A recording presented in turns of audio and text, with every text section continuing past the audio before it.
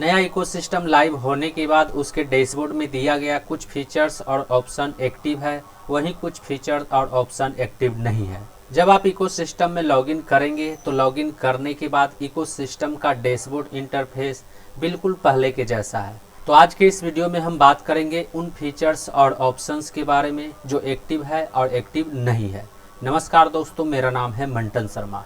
तो इसके बारे में सबसे पहले मैं आपको यह बताना चाहूँगा कि पुराने इकोसिस्टम में पहले जो एनडीए फॉर्म पर सिग्नेचर किया गया था वह डिलीट हो चुका है और नया इकोसिस्टम लाइव होने के बाद इकोसिस्टम के डैशबोर्ड में बिकम एंड एफिलिएटर का ऑप्शन दिखाई दे रहा है। बिकम एंड एफिलिएटर का बटन दिखाई दे रहा है। जब आप इकोसिस्टम में लॉगिन करेंगे तो यहाँ पर बिकम एंड एफिलिएटर का बटन है, उस पर क्लिक करने के बाद इसे जब आप नीचे की ओर स्क्रॉल करेंगे तो यहाँ पर सिग्नेचर करने का बॉक्स दिखाई दे रहा है, जिस पर सिग्नेचर करने के बाद आपको इन तीनों बॉक्स में चेक का निशान लगा देना है।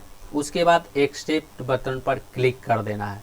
लेकिन जब हम एक्सेप्ट बटन पर क्लिक करते हैं तो यह फॉर्म सबमिट नहीं होता है, इसे हमें डिसलाइन करके वापस आना होता है और इसका मतलब यह है कि अभी इसे एक्टिव नहीं किया गया है।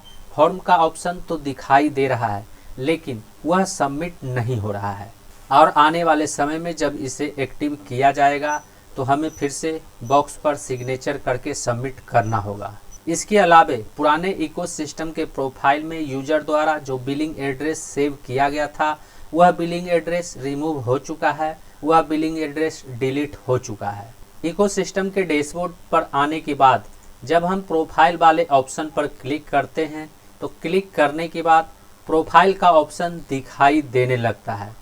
इसे मैंने पुराने इकोसिस्टम में सेव करके रखा है लेकिन नए इकोसिस्टम में यह दिखाई नहीं दे रहा है, यह रिमूव हो चुका है।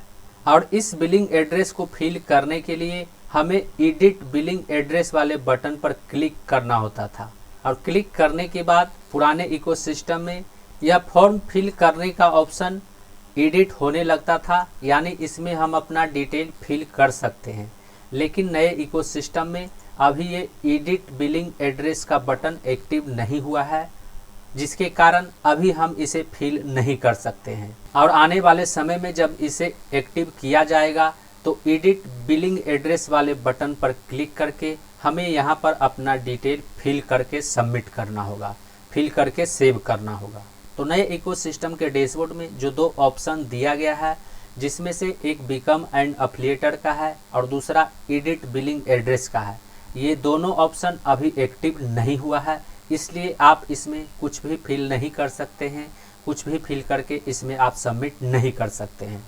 यदि आपके साथ भी ऐसा हो रहा है तो आपको घबराने या परेशान होने की ज़रूरत नहीं है, क्योंकि अभी इन दोनों ऑप्शन को एक्टिव ही नहीं किया गया है, जिसके कारण आप इसमें कुछ भी एडिट नहीं कर सकते हैं। इसके अलावा इकोसिस्टम के डैशबोर्ड में जो ओमेल का फीचर दिया गया है, ओमेल वेब सोल्यूशन का फीचर दिया गया है, उस पर जब हम क्लिक करते हैं तो क्लिक करने के बाद इस तरह से प्लीज वेट लिखा हुआ नज़र आता है। लेकिन लंबे समय तक इंतज़ार करने के बाद भी इसमें कुछ भी बदलाव होता हुआ दिखाई नहीं दे रहा है और इसका मतलब यह है कि अभी ओमेल वेब सोल्यूशन को भी एक्टिव नहीं किया गया है। इसके अलावा जब हम ओनेट वाले ऑप्शन पर क्लिक करते हैं तो क्लिक करने के बाद ओनेट वेब सोल्यूशन एक दूसरे पेज में ओपन होता है, लेकिन इस वेब सोल्यूशन में भी कोई भी फीचर दिखाई नहीं दे रहा है, कोई भी डिटेल दिखाई नहीं दे रहा है और इसका मतलब यह है कि अभी ओनेट वेब सोल्यूशन को भी एक्टिव नहीं किया गया है। इसके अलावा जब हम ओ ट्रिम वाले ऑप्शन पर क्लिक करते हैं तो क्लिक करने के बाद ओ ट्रिम वेब सोल्यूशन ओपन हो जाता है। एक नए पेज में ओ ट्रिम वेब सोल्यूशन ओपन हो जाता है और इस वेब सोल्यूशन में भी किसी ऑप्शन पर क्लिक करने के बाद इस तरह से एक वार्निंग मैसेज दिखाई देता है, यानी इसका मतलब यह है कि अभी ओ ट्रिम वेब सोल्यूशन को भी एक्टिव नहीं किया गया है। यानी कुल मिलाकर हम यह कह सकते हैं कि नया इकोसिस्टम जो लाइव हुआ है उसमें अभी करने के लिए कुछ नहीं है।